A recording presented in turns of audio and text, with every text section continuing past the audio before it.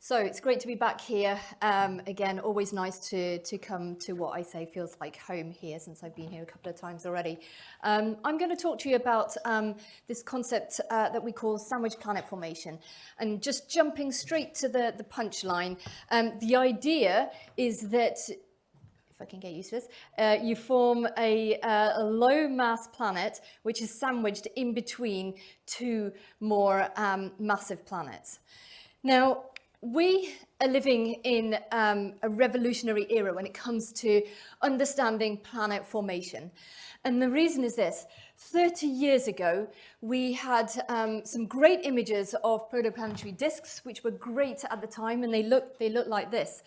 But what we're seeing right now are spectacular images of planet-forming disks. I'm just going to turn the lights down a little bit so you can see these, or a lot, maybe.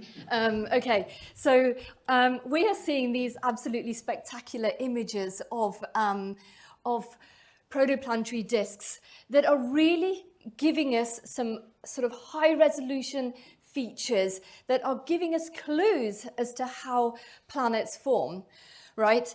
And the kind of structures that we're seeing are things like rings and gaps, like you can see in this image up here.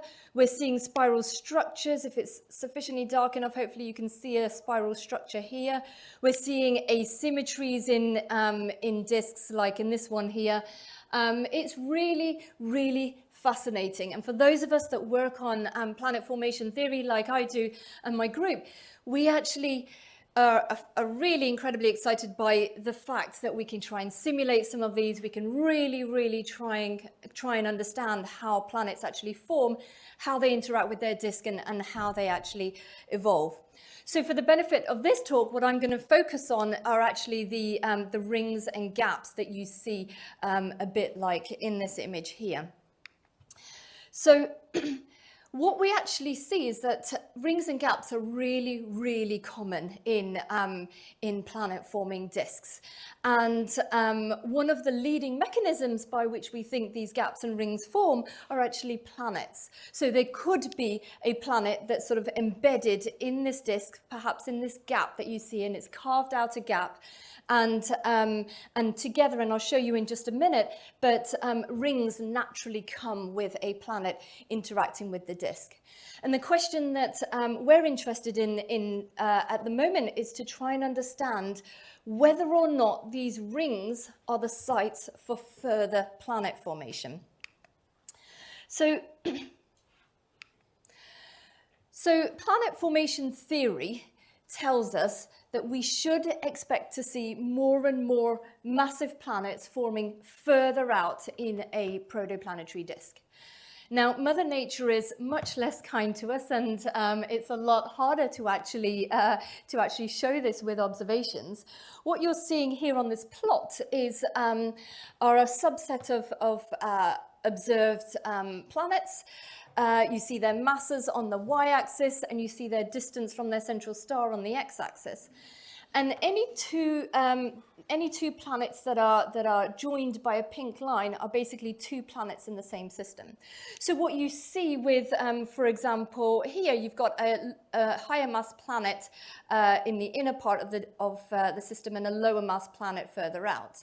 Now, if everything was really nice when it comes to sort of following the theory, we should expect to see something like this, where you have planets that are lower in mass in the inner part and more massive in the outer part of the disk.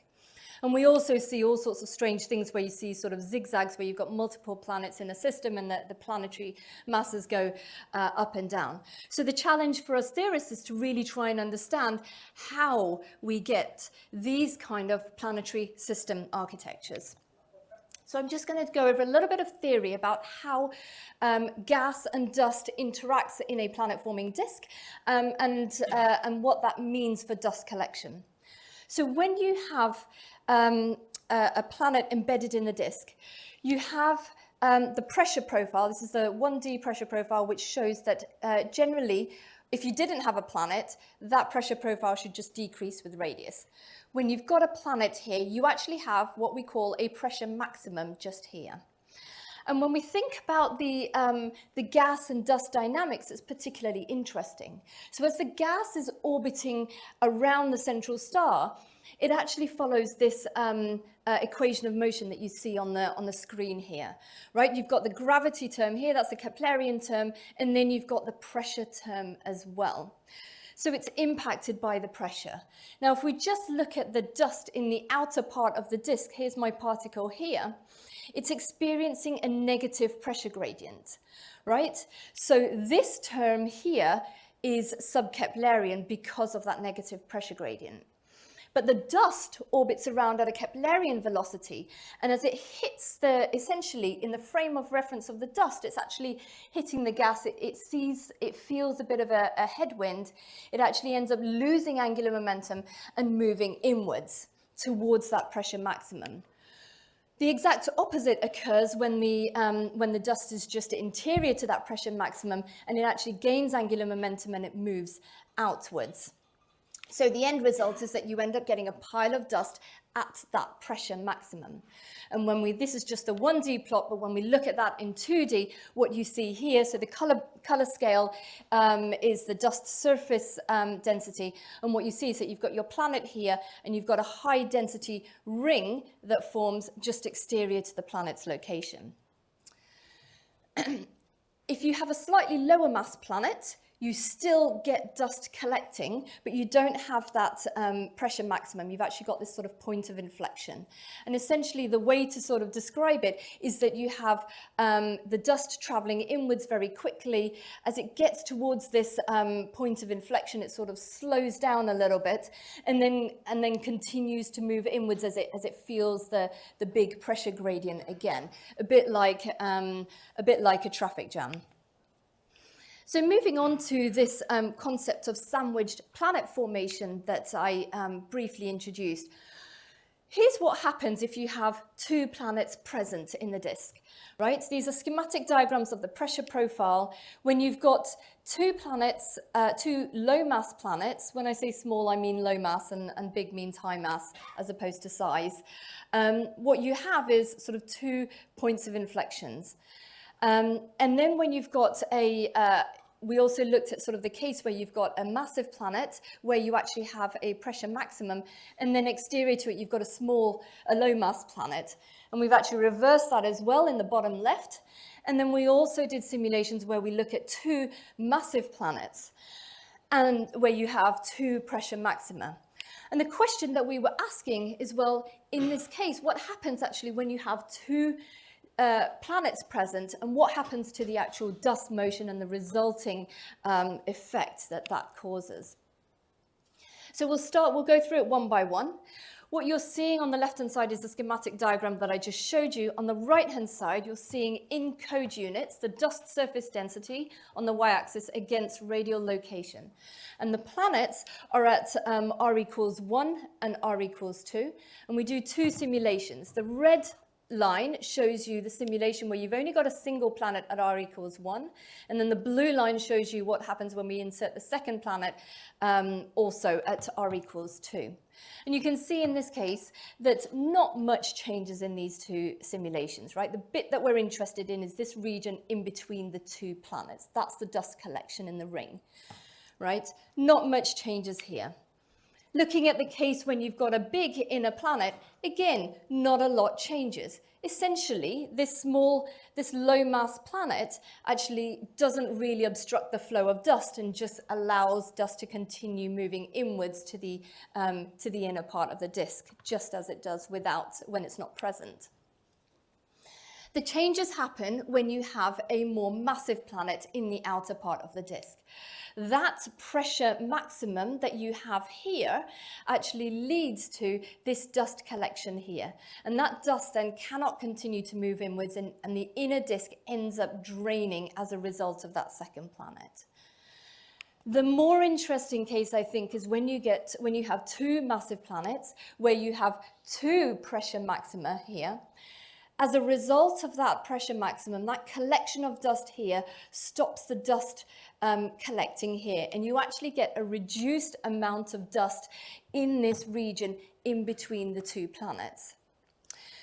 So if I bring, and so we can say that, well, actually, if we were to actually form a planet in between, out of this ring, in between the two planets, perhaps that planet would actually be much smaller than the other two planets, and much smaller than what we would expect if you didn't have that outer planet.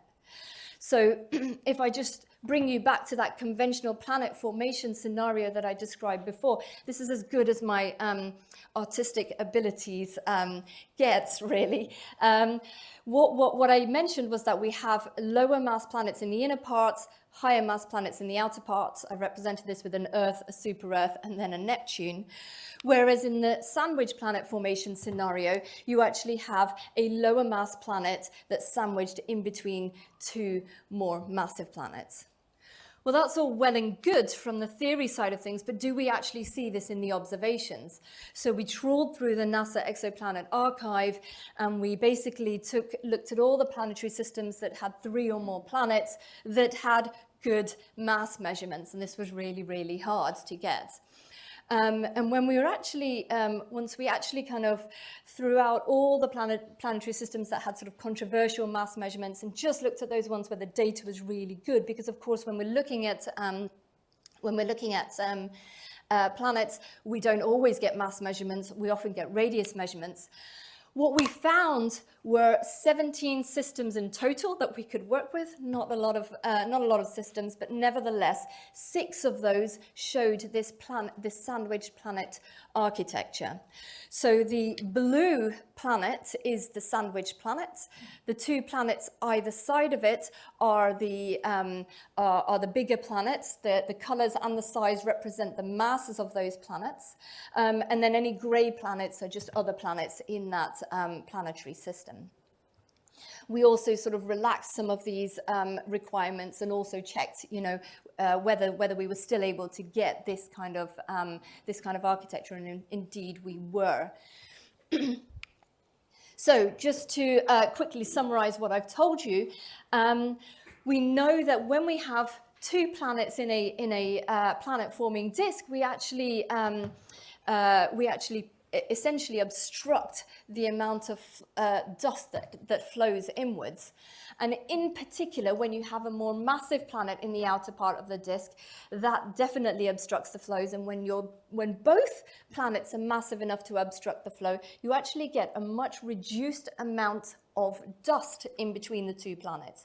And if that dust, it is a big if, we haven't actually formed the planets yet, if that inner planet, that dust in between the 2 planets was to go on and form a planet, then this would be a sort of a sandwich planet architecture where you have a low mass planet in between 2 higher mass planets.